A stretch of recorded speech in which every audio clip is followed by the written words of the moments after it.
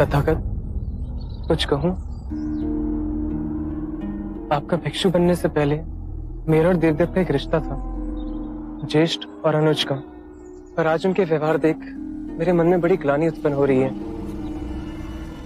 आपके संपर्क में आने के बाद भी उनमें कोई बदलाव नहीं आया। जब ज्ञान पा ही लिया तो सभी क्षमा के योग्य हैं अनंत। आप सबको क्षमा कर सकते हैं, पर देवदत्त बहुत संकीर्ण व्यक्ति था और अब भी है।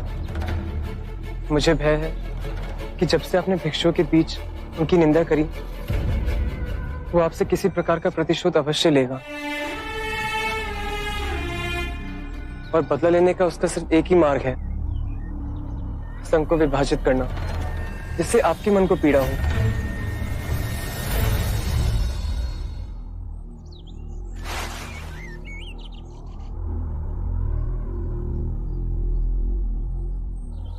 आनंद, संघ मेरी चेतना है, मेरे मार्ग का प्रमाण है कि वो पीड़ा का कारण नहीं बनेगा।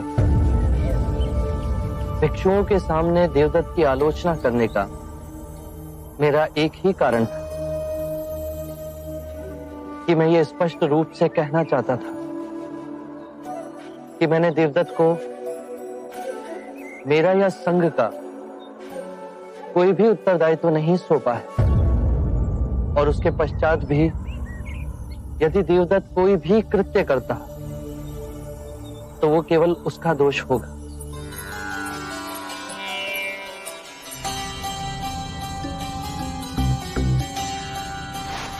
मुझे आपसे कुछ कहना है।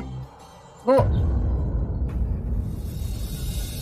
पर आनंद मेरी छाया है आम्रपाली, उसके सामने कुछ भी कहने में संकोच ना करना। मुझे मेरे पुत्र जीवक और कुछ भिक्षुओं से ये सूचना मिली है कि देवदत्त आपके प्रति विरोध की लालसा रखता है। ये सुनते ही मैं चिंतित उठी और आपसे मिलने चली आई। और जिसके संरक्षण में देवदत्त ये साहस कर रहा है वो और कोई नहीं पर अजात शत्रु है।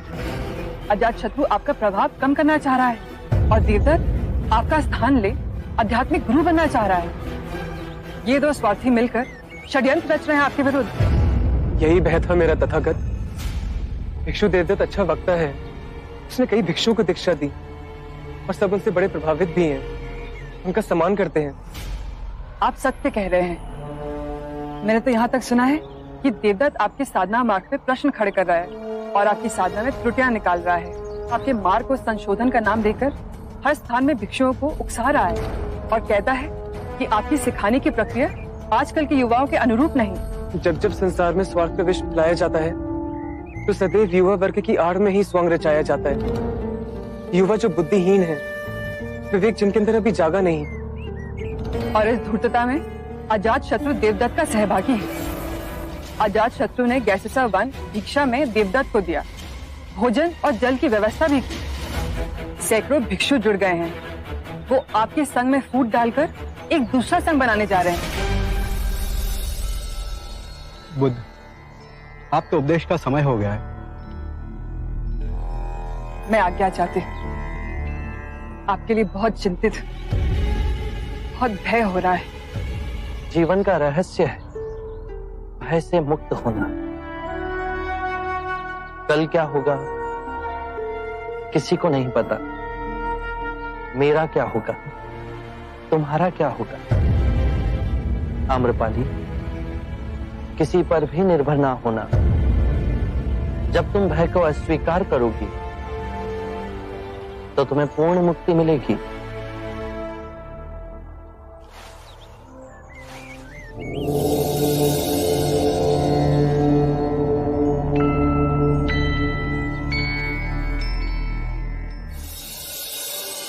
निर्बल को बल वही दे सकता है जो पूर्ण मुक्त हो, और वो केवल आप है बुद्ध।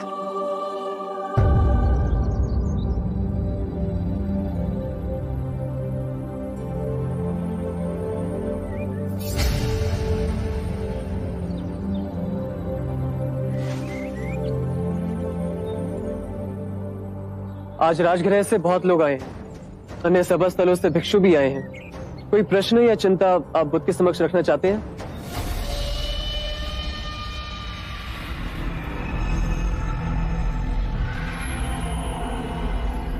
आप भिक्षुओं को इच्छा रहित और सादगीपूर्ण जीवन जीने की शिक्षा देते हैं, किंतु आज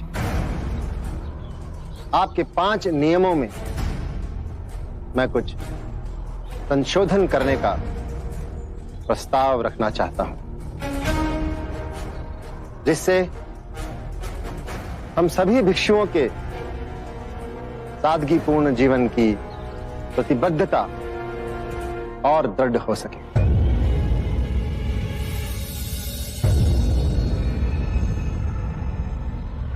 एक, सभी भिक्षुओं का वन में ही रहना अनिवार्य हो, गांव में जाकर रहना या सोना प्रतिबद्ध। दूसरा, भिक्षा में जो भी मिले भोजन के रूप में भिक्षु केवल उसे ही ग्रहण करे, किसी के घर से भोजन के निमंत्रण को स्वीकार ना करे। तीसरा, भिक्षु फटे पुराने कपड़ों को सीकर केवल उन्हें ही अपने वस्त्र के रूप में ग्रहण करे, किसी के द्वारा भेंट में दिए गए वस्त्र ग्रहण ना करें। चौथा, निद्रा हेतु भिक्षु केवल वृक्ष के नीचे ही सोए, कुटिया या भवन का उपयोग ना करें। और सबसे अधिक महत्वपूर्ण ये 5वां संशोधन मैं देना चाहता हूं कि सभी भिक्षु केवल शाकाहारी भोजन ही करें। देवदत्त, मैं तुम्हारे नियमों की अनिवार्यता स्वीकार नहीं कर सकता। जो भिक्षु केवल वनों में रहना चाहते हैं उन्हें इसकी अनुमति है, बाकी अन्य ग्रामों और नगरों में रह सकते हैं।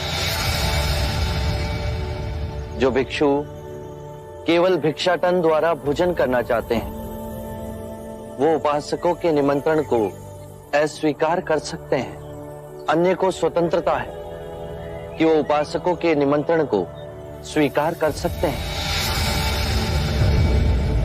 जो भिक्षु चीथड़ों को सीकर भिक्षु वस्त्र पहनना चाहते हैं वो इसके लिए स्वतंत्र है, किंतु अन्य जिन्हें उपहार में भिक्षु वस्त्र मिले वो 3 से अधिक ना ले। जो भिक्षु वृक्षों के नीचे सोना चाहते हैं वो ऐसा करने के लिए स्वतंत्र हैं, किंतु अन्य कक्षों और कुटियाओं में रह सकते हैं। ये उनका अधिकार है देवदत्त।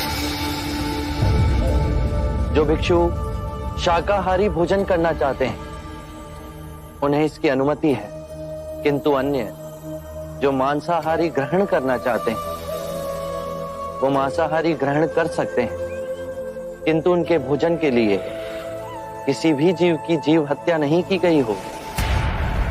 देवदत्त, वर्तमान व्यवस्था के अनुसार भिक्षुओं को जनमानस से संपर्क करने का अवसर मिलता है, उन्हें सद्धर्म मार्ग की शिक्षा प्रसारित करने का अवसर मिलता है। तो आप मेरे संशोधनों में त्रुटियां निकाल रहे हैं। त्रुटियां तो आप निकाल रहे हैं देवदत्त। मैं बुद्ध से बात कर रहा हूं, तो आप मेरे ये संशोधन स्वीकार नहीं करेंगे। देवदत्त, मैं तुम्हारे संशोधन को अस्वीकार करता हूं।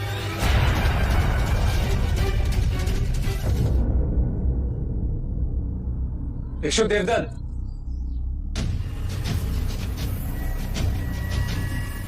आपको पता भी है आप क्या करें भिक्षु देवदत्त?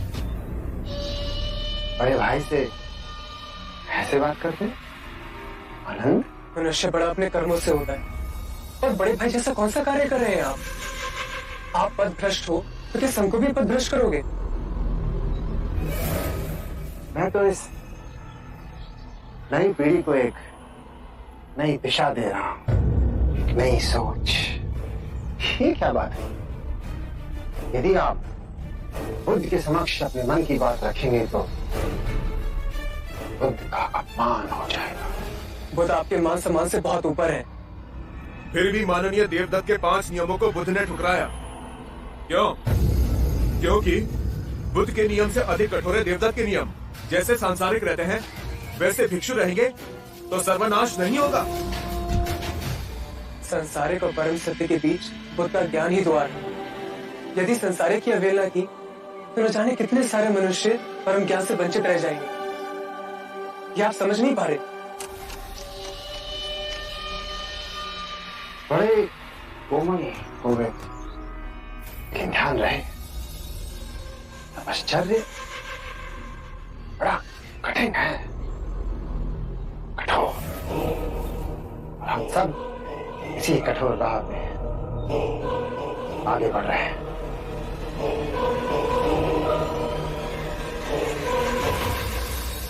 तो देवदत्त ने संघ का विभाजन कर दिया। देवदत्त ने बबूल बोए हैं तो वो फल कहां से पाएगा? आनंद,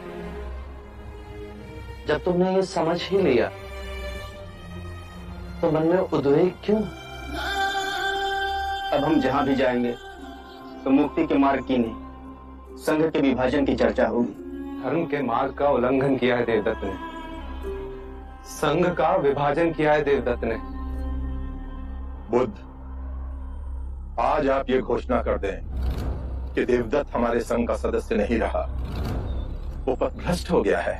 महाकश्यप, आपने पहले देवदत्त की प्रशंसा की थी, क्या आप सही कह रहे थे?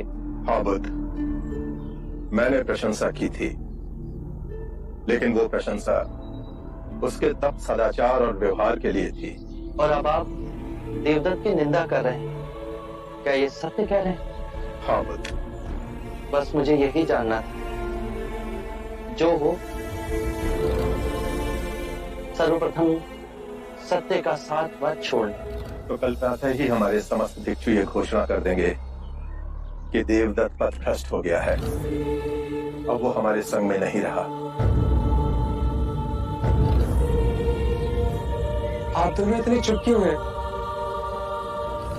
आप उस सरिपुत्र कुछ कहते क्यों नहीं?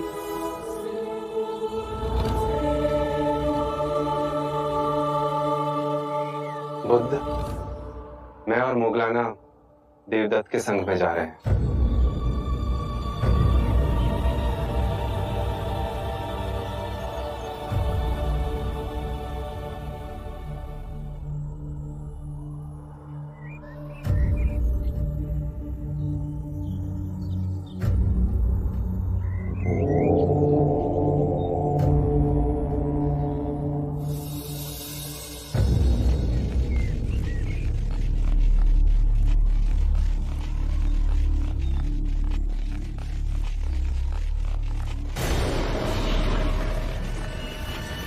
डोली नीचे रखो।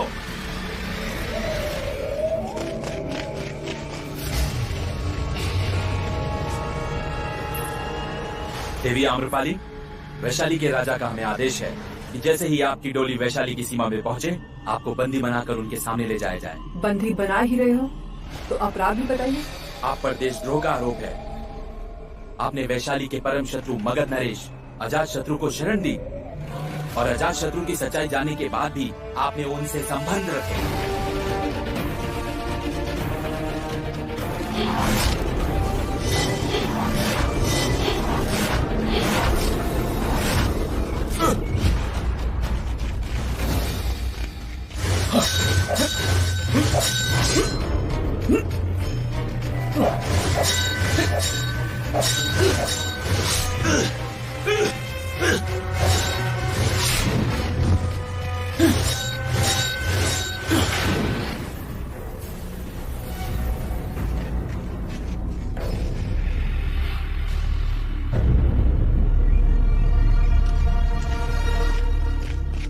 कोई तुम्हें छुए भी आम्रपाली तो दूसरे दिन का सूरज नहीं देखेगा। अब तो मेरा विश्वास कर, मैं तुम्हें कितना प्रेम करता हूँ आम्रपाली।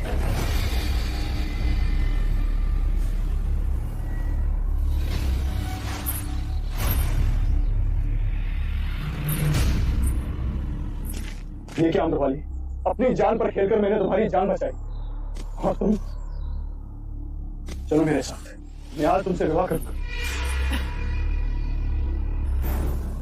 मैंने तुमसे विवाह करने का निर्णय अभी नहीं लिया। कब से इस बात को टाल रही हो? आज जो तुम्हारा निर्णय होकर ही रहेगा आम्रपाली। मेरे कर्तव्य और प्रेम के बीच संघर्ष हो रहा है। कर्तव्य कहता है मैं तुमसे विवाह ना करूं, और प्रेम मुझे तुमसे विवाह करने पे विवश करता है। इस धर्म संकट में मैं ना जाने कब से हूं।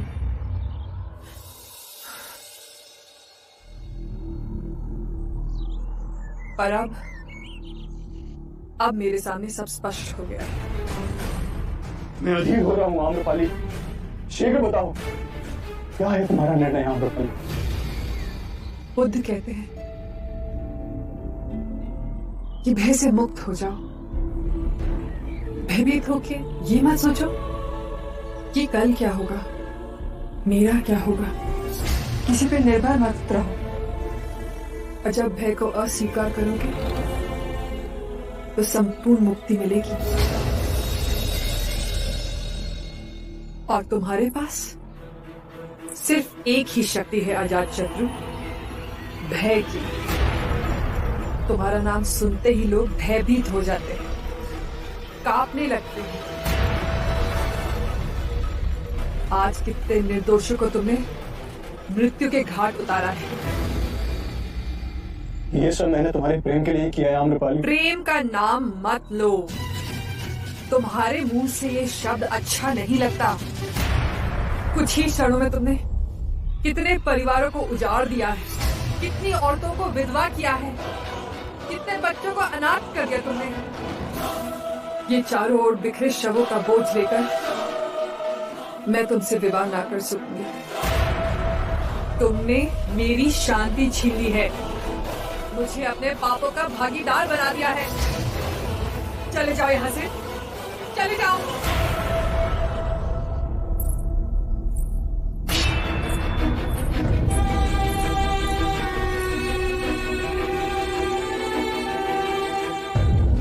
महाराज, जिसे हमने वैशाली की नगर वधू बनाया उसी ने देशद्रोह किया।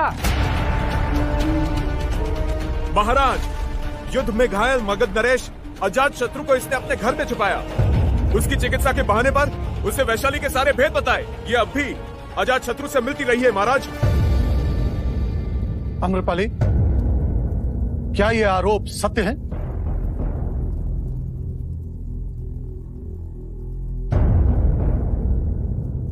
आम्रपाली, तुम्हारी चुप्पी को हम क्या समझे?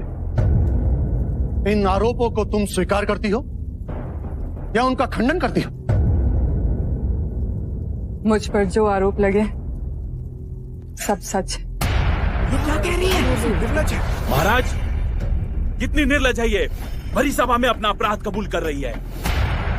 महाराज, इस देशद्रोही को प्राण दंड देना चाहिए, दीवार में चुनवा देना चाहिए इस नागिन को।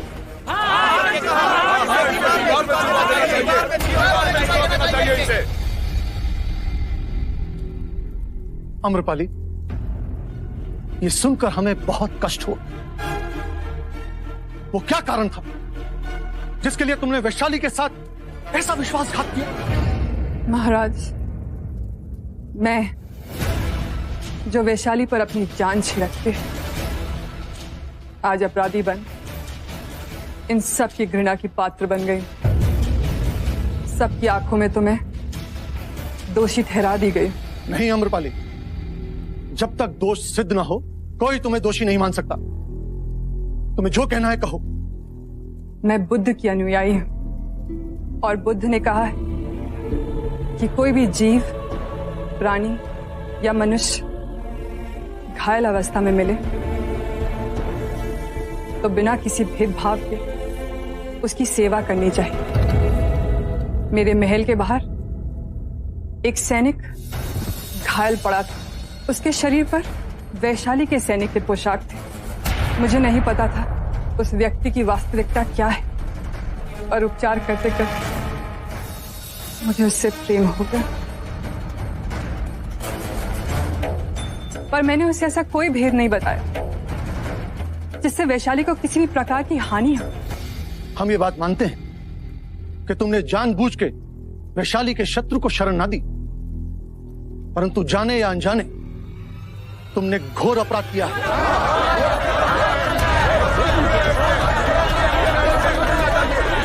यदि प्रेम करना घोर अपराध है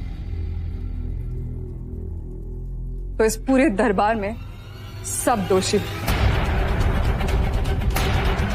जो यहाँ है सब ने किसी ना किसी समय मुझसे वैशाली की नगर वधु आम्रपाली से प्रेम किया। जो दंड मुझे मिले ये सब उसके भागी। दुख होता है कि मुझे इस बात की सफाई देनी पड़ी कि वैशाली का प्रेम मेरे रग रग में दौड़ता है। मुझे वैशाली के लोकतंत्र पे अभिमान है। मैं अपने रक्त के साथ विश्वासघात कर सकती हूँ क्या? मैंने अपने मातृभूमि से कोई छल नहीं किया। मैंने अपने प्रेम से कोई छल नहीं किया। मनुष्य और मनुष्य हो अजात शत्रु से प्रेम करने की भूल कर बैठे। उस सैनिक के मुखौटे के पीछे अजात शत्रु का चेहरा छुपा है। ये मुझे बहुत बाद में ज्ञात हुआ, तब तक बहुत देर हो चुकी थी। महाराज, आप मुझे जो दंड देना चाहें मैं उसका सम्मान करूंगा। हम तुम्हारी निर्भीकता का आदर करते हैं आम्रपाली। मनुष्य मन है जो आज की बुराई देख पिछली सभी भलाई को भूल जाता है, और हम ऐसा ना होने देंगे। वैशाली के प्यारे नगरवासियों, आप में से ऐसा कौन है जिसे याद नहीं कि युद्ध के समय आम्रपाली ने हमारे सैनिकों का कैसे उपचार किया, अपनी सारी पूंजी लुटाई, रात और दिन का ध्यान ना करते हुए हर समय हमारे सैनिकों का उत्साह बढ़ाया। हमें तुम्हारे सेवक यदु से यह भी पता चला, यदि तुम चाहती तो कई महीने पहले अजात शत्रु से विवाह कर मगध की महारानी भी बन सकती थी। बुद्ध के प्रति तुम्हारी श्रद्धा को भी हम भली भांति जानते हैं। इन्हीं कारणों से हम कोई कठोर निर्णय ना लेंगे। आम्रपाली, हम तुम पर लगाए हुए सभी आरोपों से तुम्हें मुक्त करते हैं।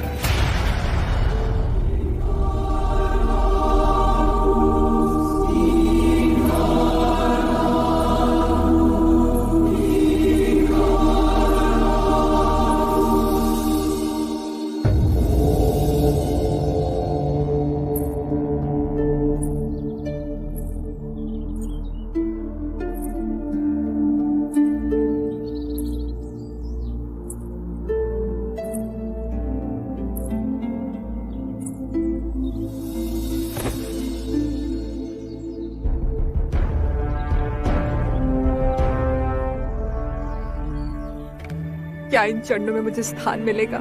शाक्यमुनि गौतम मुझे दीक्षा देंगे, अपनी भिक्षुनी बनाएंगे। वैराग्य तुम्हारे अंदर से उठा है आम्रपाली। मैंने इस छल कपट से भरी दुनिया की वास्तविकता देख ली है। जीवन के इस घूमते चक्र से निकलकर मैं शांति पाना चाहती हूँ।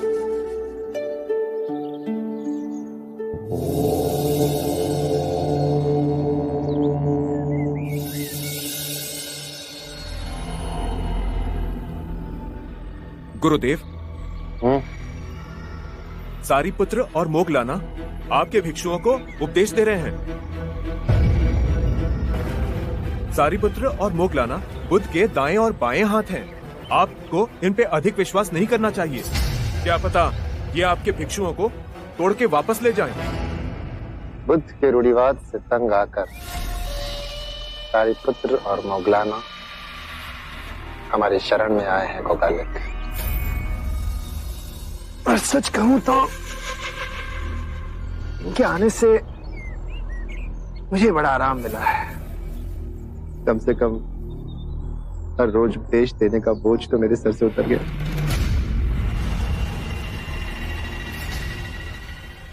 बुद्ध और उसके भिक्षुओं ने मुझे संघ से निकाला था ना, इनका मेरी शरण में आना मेरी विजय है। ये दोनों क्या भिक्षुओं को पट्टी पढ़ाएंगे कोकालिक? क्या तुमने कभी भी दोनों के मुख से मेरे लिए निंदा का एक शब्द भी सुना है? कभी नहीं, पर फिर भी तुम चीजों को भांप नहीं रहे हो कोकालिक। ये नहीं देख रहे हो कि इन दोनों के प्रभाव के कारण अनेकों भिक्षु मेरे संघ में शामिल हो रहे हैं। इसका साफ अर्थ यह है कि लोगों के मन में यह भावना प्रबल हो रही है कि खोट बुद्ध में ही है, और इसका जीता जागता उदाहरण है ये दोनों। गुरुदेव, मुझे आपको सावधान करना था, सो कर दिया। ये कपिलवस्तु का सैनिक यहाँ? प्रणाम राजन देवदत्त। क्षमा करें, आपको यह दुखद समाचार देने का भार मुझे सौंपा गया है कि कुछ दिन पूर्व राजा द्रोणोदन की मृत्यु हो चुकी है,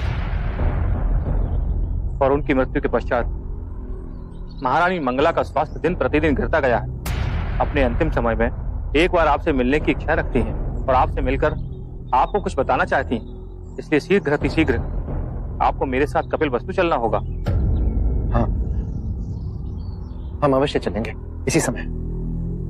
कुमालिक, हमारे पीछे से संघ की देखरेख का कार्य तुम्हें संभालना है। जय गुरुदेव। ध्यान रहे। जय गुरुदेव।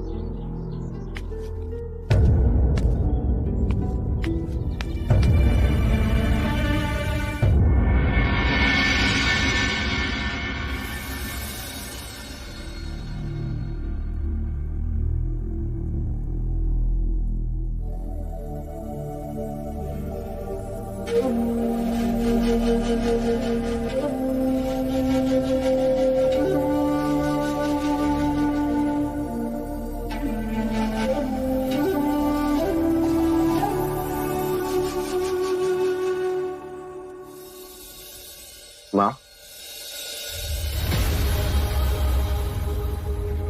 माँ,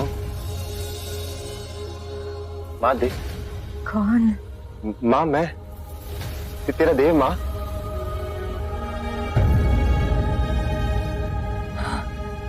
देव? हाँ माँ। हाँ पुत्र, तू आ गया पुत्र। हाँ माँ, ये क्या हो गया माँ तुझे? अंतिम घड़ियां गिर रही हूँ पुत्र। नहीं माँ, ऐसा मत कह, कुछ नहीं होगा तुझे। पता है देव, जब मैं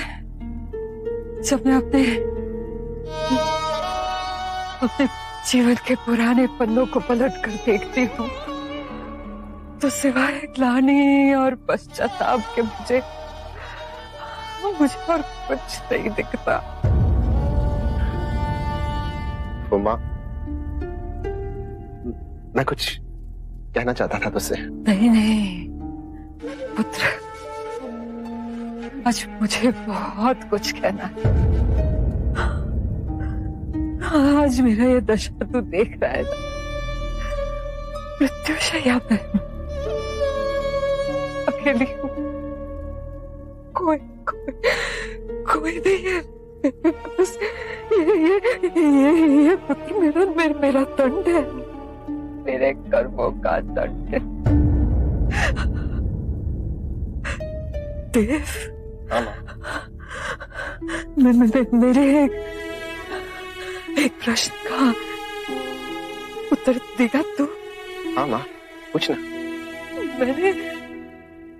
मैंने ऐसा क्यों किया? अपने पूरे जीवन में मैंने सबको धोखा दिया। जिन्होंने भी मुझ पे विश्वास किया, भरोसा किया, सबका विश्वास मैंने तोड़ दिया, छल किया मैंने। बता सकता है ऐसा क्यों किया? आज पछता रही हूं मैं। वो जो मेरे अपने थे, जिनसे सब कुछ छीनना चाहा,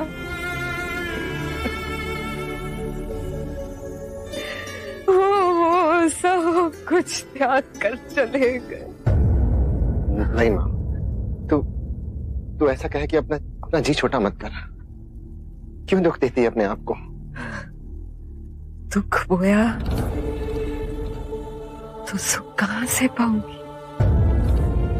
कष्ट तो ये है कि मैंने अपने पुत्र को भी अपने बुरे कर्मों के जाल में जला दिया। नहीं माँ, ऐसा ना कहा।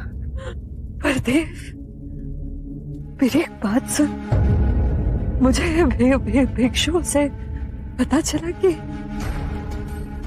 तूने बुद्ध का संग तोड़ दिया। हाँ? ये सत्य नहीं है माँ। मैंने किसी का संग नहीं तोड़ा। माँ, तेरे देव ने अपना स्वयं का संग खड़ा किया है।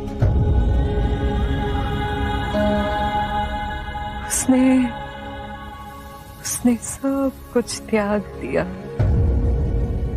इतनी यातना सही, इतनी तपस्या की, तब कहीं जाके सिद्धार्थ बुद्ध बना, और तू उस पर अपना अधिकार जमा रहा है पुत्र। नहीं माँ, मैंने भी इतने वर्षों के जतन के बाद में बुद्ध के मार्ग में त्रुटियों को खोजा है, संशोधन किए, साधना की नई पद्धतियों को खोजा है। माँ, मेरे कारण बहुत से युवा आकर्षित हो रहे और उन्हें अपने प्रश्नों के उत्तर मिल रहे। बड़ा अनर्थ कर रहा है तू।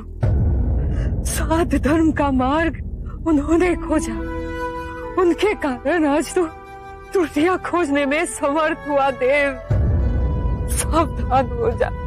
समाज, हम बुरा करने वाले, हमारे मन के किसी कोने में ये प्रबल विश्वास होता है कि मृत्यु दूसरों की होती है, हमारी नहीं। पुत्र, हमारी नहीं। ना तू रहेगा, ना तेरा संग। जैसा करेगा पुत्र, वैसा ही करेगा। माँ, तुझे पता नहीं है मेरे कारण कितने लोगों के कष्ट दूर हुए। भ्रम है ये तेरा। जब तू छोटा था तब सिद्धार्थ बनना चाहता था, नहीं बन पाया। आज आयु बढ़ने के साथ साथ तू बुद्ध बनना चाहता है। तू कभी बुद्ध नहीं बन पाएगा पुत्र, नहीं बन पाएगा। युगों युगों में एक ही बुद्ध होता है। कई जन्मों के तपस्या के बाद सिद्धार्थ बुद्ध बन पाया पुत्र। तो मरते मरते भी तूने मुझे ये कटाक्ष और ताने देने के लिए यहाँ बुलाया है। ये मेरा दुर्भाग्य है कि तू बुद्ध के शरण में गया पर अपना अंतर मन न बदल पाया। ईर्ष्या के कारण, मेरे दिए हुए बुरे संस्कारों के कारण तू उनके चरणों में बैठ अपने सारे पाप धोता। और पुत्र, तूने तो उल्टा बुद्ध पे ही आघात किया। तू कभी भी बुद्ध नहीं बन पाएगा पुत्र, मेरी बात मान। मैं बुद्ध बनूंगा माँ, मैं बनूंगा बुद्ध। यदि बुद्ध बनना चाहता है तो स्वयं अपना मार्ग खोज, नहीं तो बुद्ध की छाया बनकर चल।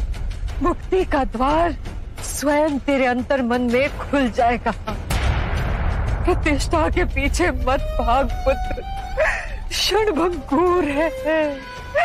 मुक्ति ही सत्य है पुत्र। इतने वर्षों से बुद्ध के प्रवचन पर्याप्त न थे माँ, जो तेरे भी प्रवचन सुनूं मैं।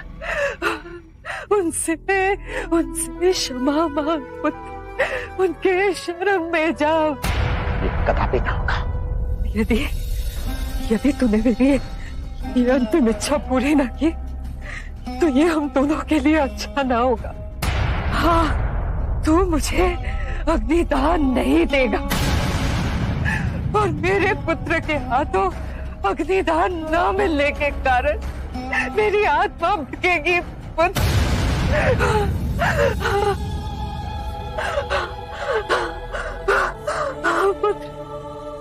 बुद्ध के शरण में जा, उनसे क्षमा मांग, मेरी बात समझ पुत्र और बोल बुद्धा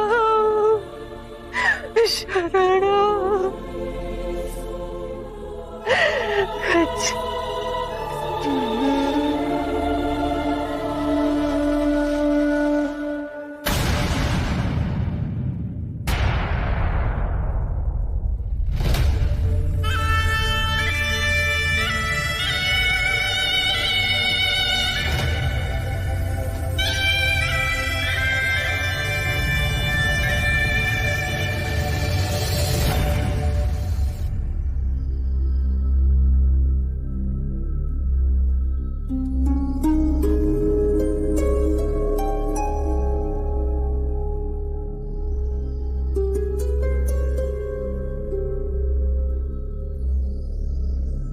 समूचे कपिला वस्तु में यह सूचना भिजवा दो कि रानी मंगला नहीं रही। मेरी मां नहीं चाहिए। इसका अंतिम संस्कार किसी और से करवा ले। आरंभ हो गई निर्वाण प्रथा, सुनो सुनो ये बुद्ध कथा। जीवन का रहस्य है भय से मुक्त होना। कल क्या होगा, तुम्हारा या मेरा क्या होगा, किसी पे निर्भर ना होना। जैसे ही भय को अस्वीकार करो